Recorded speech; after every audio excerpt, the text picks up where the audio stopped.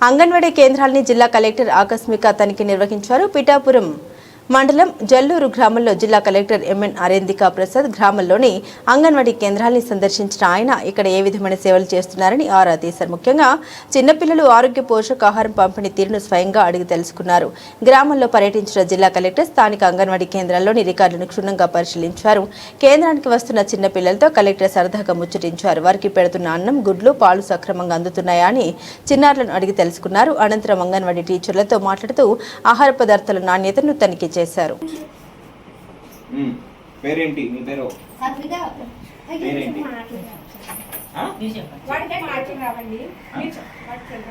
మాటలు రావాలి. ఎప్పటి నుంచి చెప్తున్నాడు? ఓకే, అది ప్రతి అక్షరాలు మీరు చెప్పించండి.